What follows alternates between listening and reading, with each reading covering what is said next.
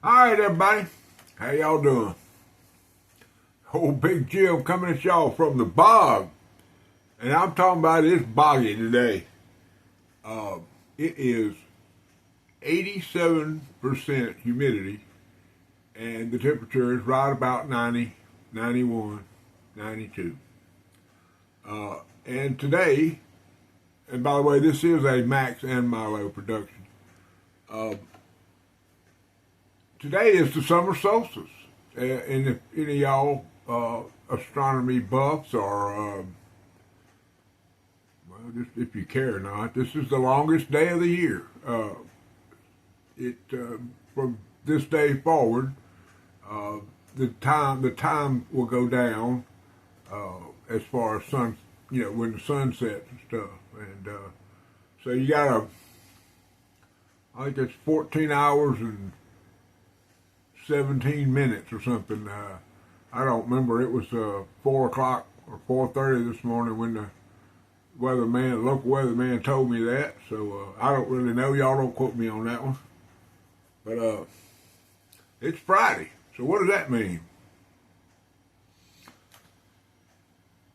Freaky Flatville Friday.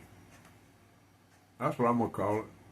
I don't know how to. I don't know any other way to do it. It's been I had an appointment at the in Hattiesburg this morning at 8:45. Of course, that wasn't no problem for me to make that. I done drunk a pot of coffee and probably rolled up 6 or 8 cigarettes by then. had me a little uh, had me a little snack and took off. Loaded up in old Fred. Me and Fred went on up there. Anyway,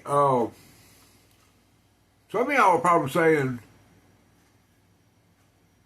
what's old Big Jim told? Well, I every morning I get up and do a short because I like doing them. Gives me a chance to play a little music I hadn't listened to in a minute and show off some knives I hadn't toted in a minute. And but and just being honest with y'all, every time I walk by that locker in there, um, my rotation changes. So it's if I show y'all a Barlow at 5:30 in the morning and y'all do a pocket check me at 3:45 that afternoon, it's probably gonna be different. But not today. Today we got anyway. I started out. Let's see. I think I had a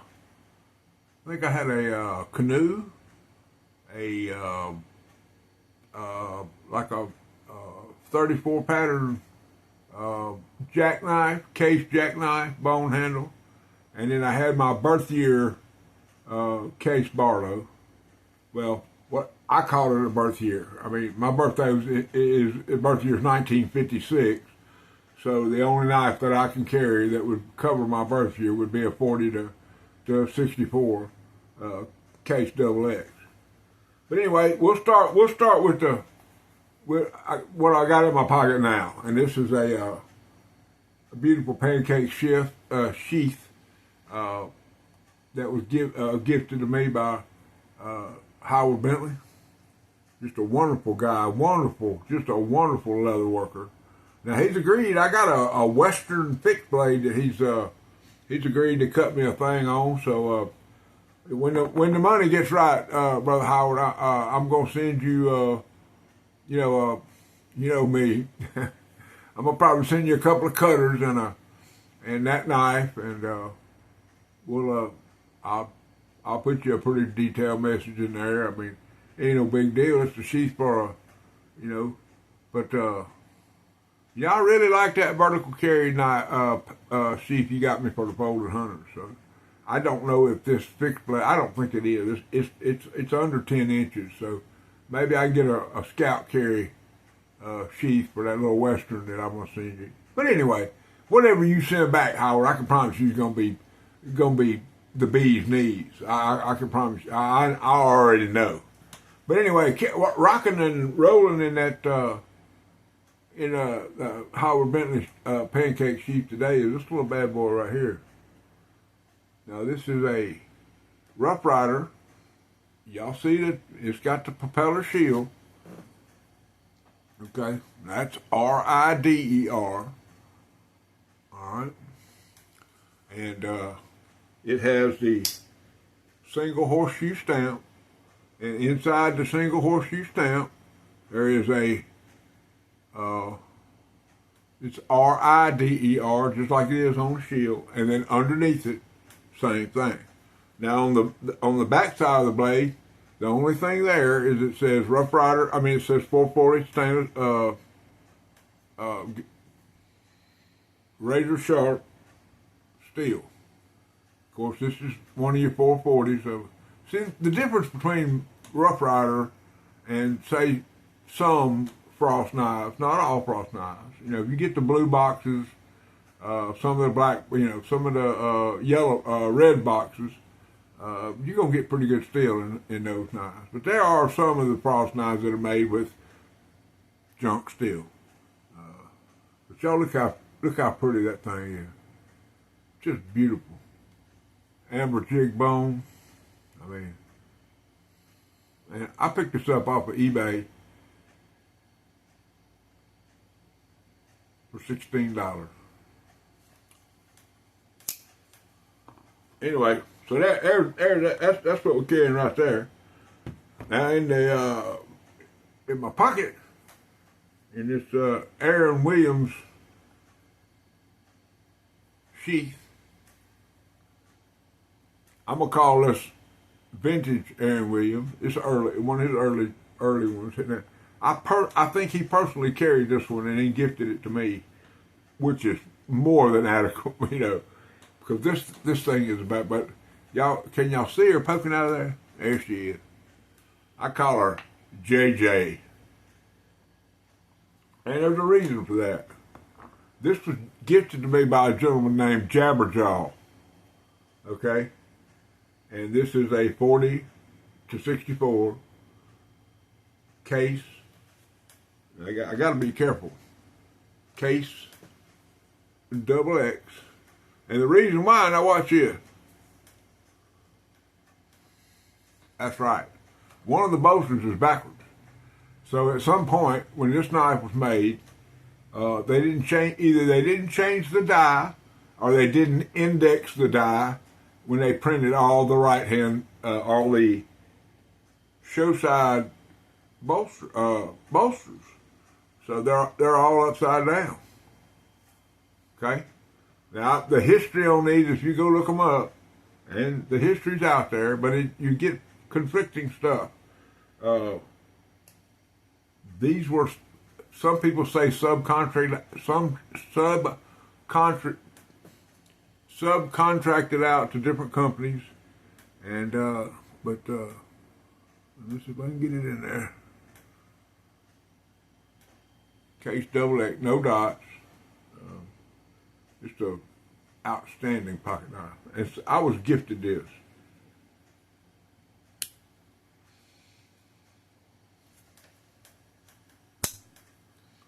And it's a show queen. I mean, I'm not going to lie to you at all.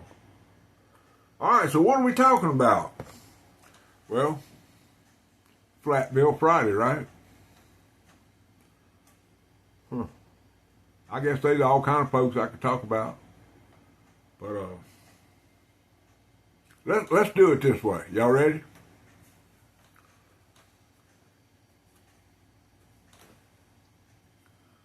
Yo, OG. Got the 601 reporting into the 865. Feel me? That's right. The original OG.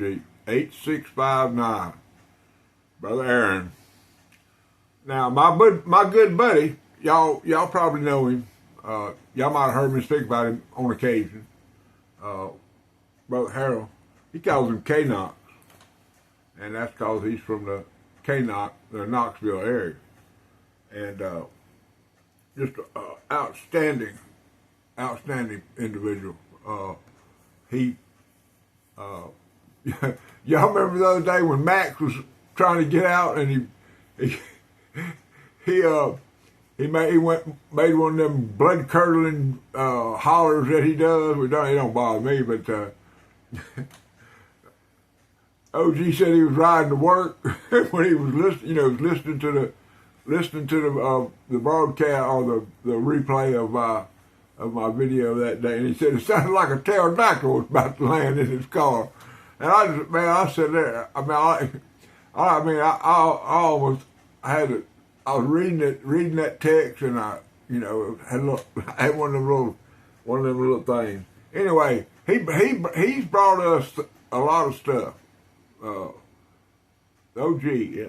how about haterade? Any of y'all ever had the haterade?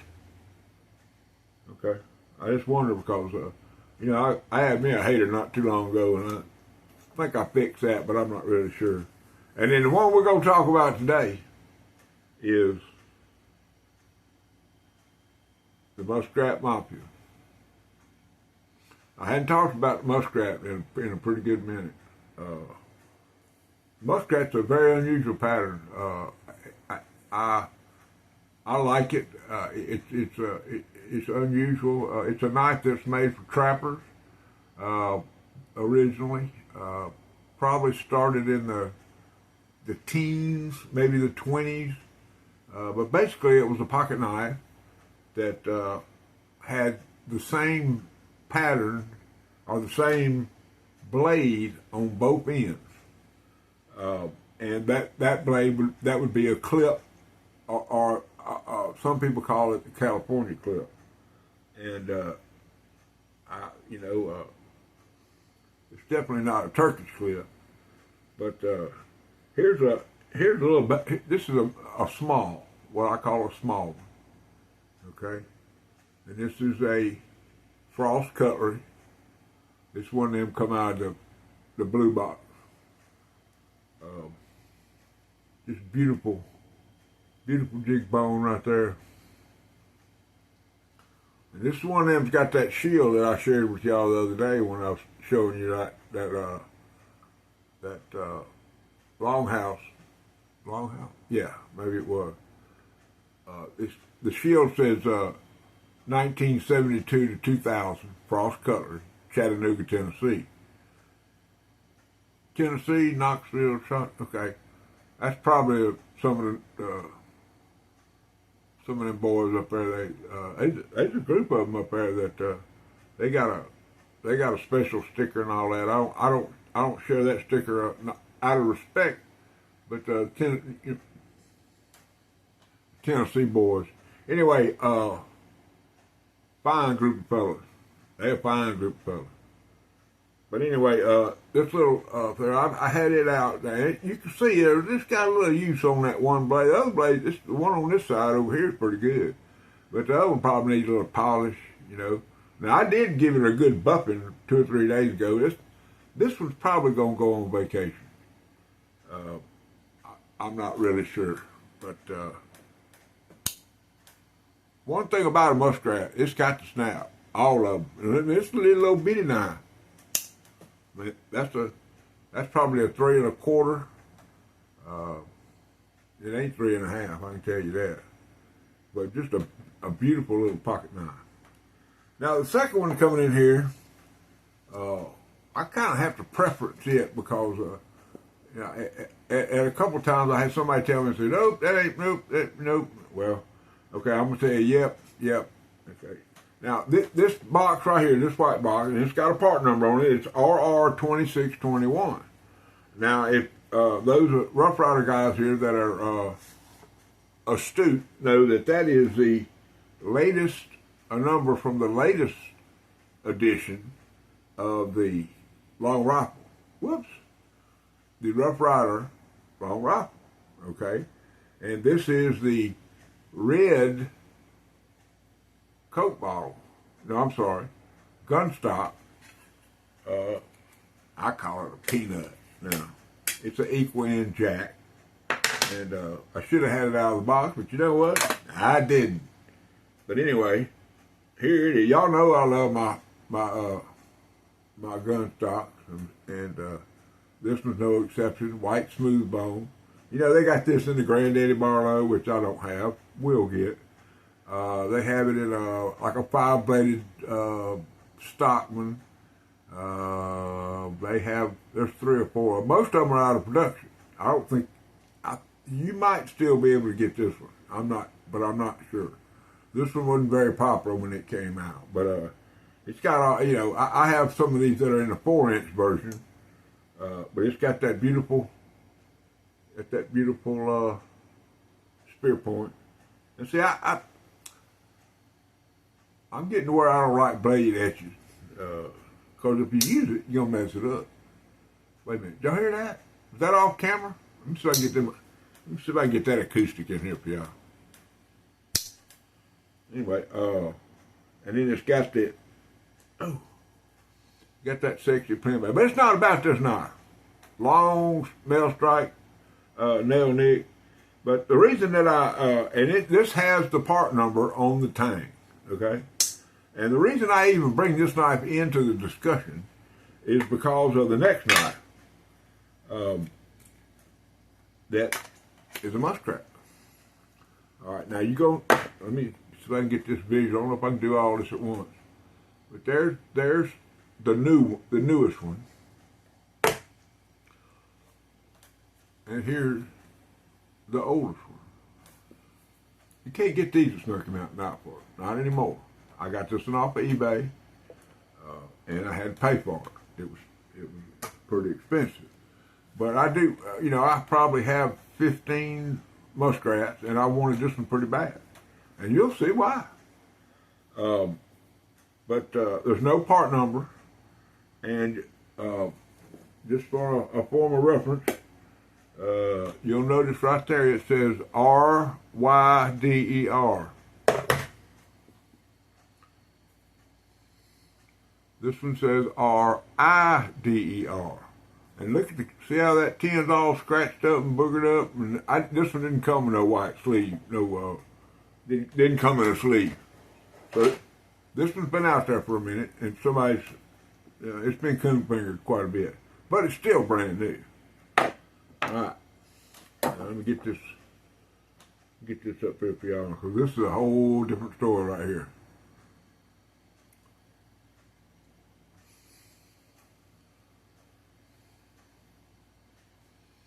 That is brown bone, and that is some pretty stuff. Now, I had several of these, not this edition, but the red ones. I had one like a big Stockman, it was in a checkered gun pattern, checkered bone, and but I was planning, and that was out of that series, and I was planning on getting all those, but I just couldn't. I quit trying to buy these Rough Rider series. I'd much rather have a vintage RIDER as opposed to having the newer stuff. Now I got some of the newer stuff. But I try to buy non-series like that Coffin Barlow, the white one with the inlay shield. Let me get this up here. Get it posed for y'all. All right, here you go. Now, the first thing we're going to look at is the etching on the blade. Now, y'all look at this tang stamp. And that one over there is etched. This is not. This is stamped. And it's the script, RIDER, which makes this I would say from 94 to 2004. Just estimating. There's no part number. There's nothing on the blade. It does say 440 razor sharp. But just a beautiful Barlow. A beautiful Muskrat. And these things will get you. Okay, this is one of those patterns that will hurt you. Okay, and I'm just giving y'all that's a warning. This is where the sign comes up and says beep beep beep beep. These knives will hurt you. One of the worst cuts I've got lately was from the carbon steel, the yellow one with the with the diamond shield. It cut me. It cut me. It cut me. Anyway, so there's the Rough Rider. No part number. Don't knock. I mean, I could probably do some research on one of these sites and find out what the part number for this one is, but don't care. All right, the last thing, y'all might have remembered a week and a half, I brought home this little Imperial lockback. It's in a bag. Anybody figure out why? So you can go for a ride. All right. But while I was doing the research on that one, I saw something coming up, and old Big Jim, I wasn't tempted, but I said, okay. The knife that I have in my hand came up, and it said 30. It was on an auction. I put in Imperial. No, I'm sorry. I put in Frontier knives. It hit enter, and the 4th or 5th listing that came up was this knife. And it had 32 minutes left on it at a ridiculous price. So I clicked over on it, poised myself in a position where I figured I could might win this pocket knife, and put in my maximum bid and waited. Went through my routine of how I bid on stuff on eBay. I'm not going to share that with y'all. And I ended up with a 44 P1 Imperial made front tilt Muskrat carbon steel for $22.50. Now, the secondary blade has been, I haven't fixed it yet. I haven't done, all I've done is coon fingered this one. I put a little mother's polish on it, took it with an old rag, gave it a good rub all over, and then I took a polishing cloth and polished it up. Other than that, I haven't done anything to this knife. But y'all look at that Delrin. Man, now they call this Stag. Frontier does. But I just love that. I just love that powder horn. Now, I'm not going to go into collecting these. I got too many friends that collect these knives, and I'm not going to get into a battle with none of them about these knives. Let me see if I can find it. There it is. I don't know if that's going to come in there. It ain't very clean, but it says 44 PI Imperial.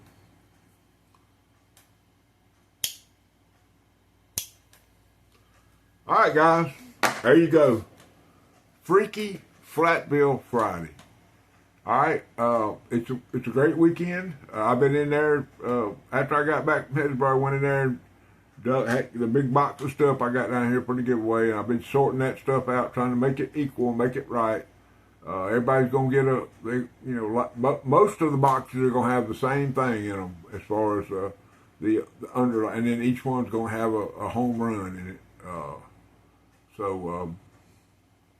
But we'll get to that next day or two.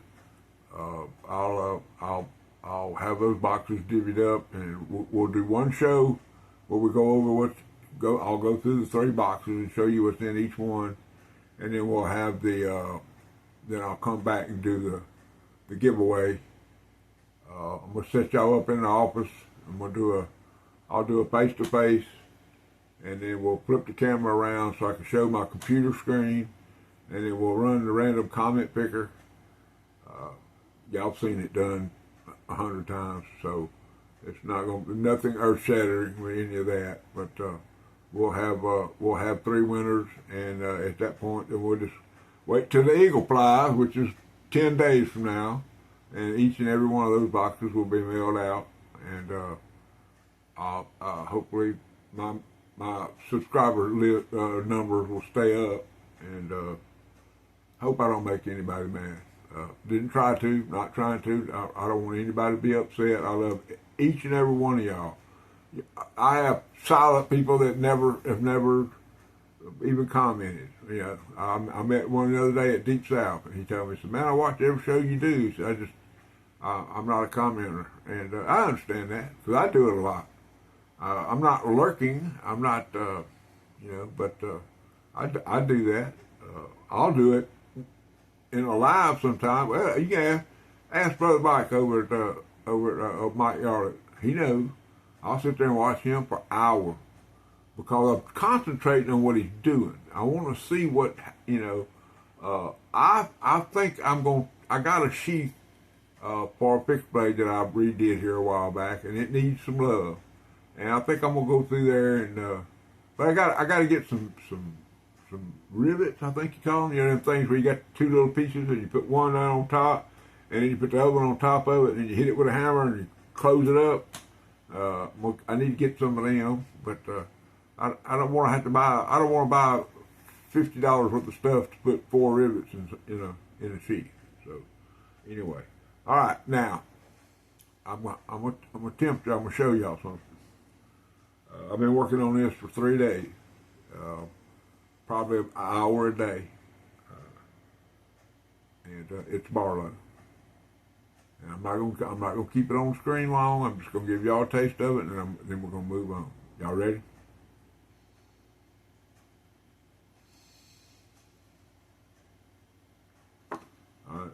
That's a gift for somebody. I'm making it special for them, but I am filming it, and I'll have all the clips.